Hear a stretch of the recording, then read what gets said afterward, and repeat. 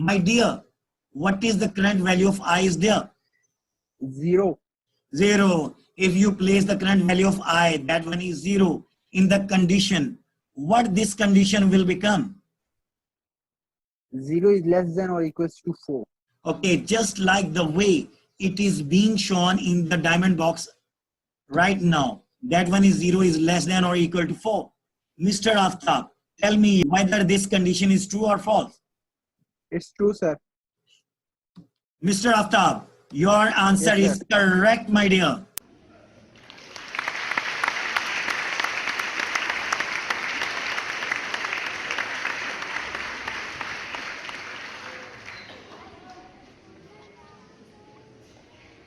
After the execution of the condition expression within the for loop statement, the control of execution will be shifted to the for loop associated statement. That one is the cout statement. Mr. Aftab, did you get that one? Yes, sir. And now the control of execution has been shifted to the cout statement. All right, did you get? Getting, sir. When this cout statement will be executed, whatever the data value that has been stored in the memory address of the array, that one is runs within square bracket I, that must be displayed onto the monitor. Did you get, Mr. Aftab? Getting, sir. We need to get the actual address we have written in the cout statement over there. That one is runs within square bracket I. Mr. Aftab, what is the current value of I is there?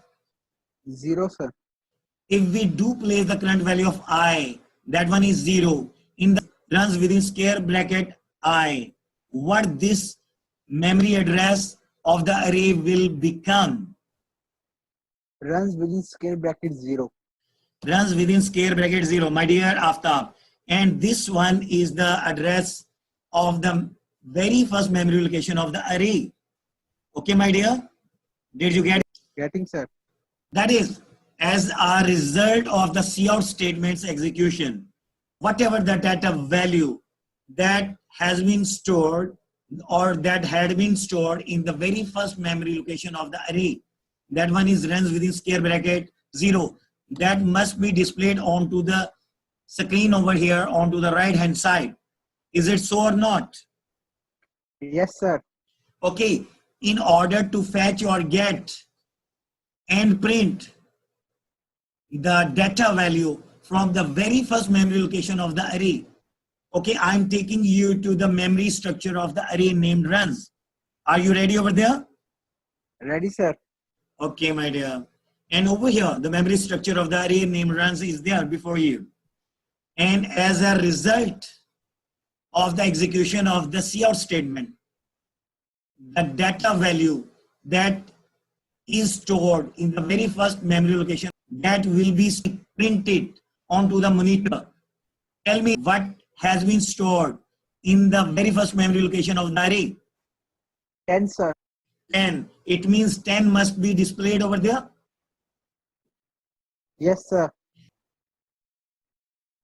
Now you can see and watch onto the monitor I have drawn over there.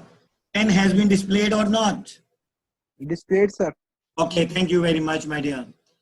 My dear Aftab, after the execution of the for loop associated statement, that one is the cout statement, the control of execution will be shifted to the increment or decrement statement. Did you get here? Getting, sir.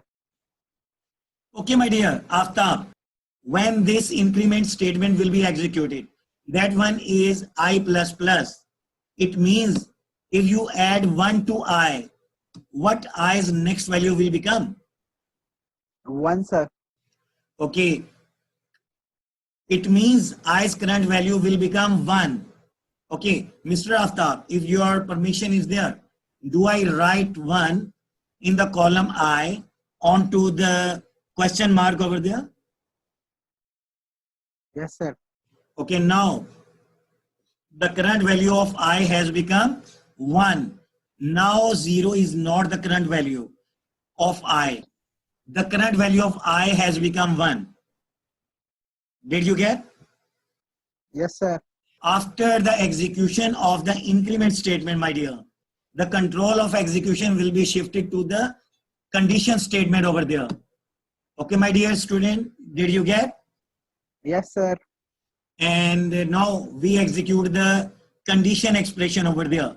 Mr. Aftab, what is the current value of I is there? 1, sir. If we do place the current value of I, that one is 1 in the condition will become what? 1 is less than or equals to 4.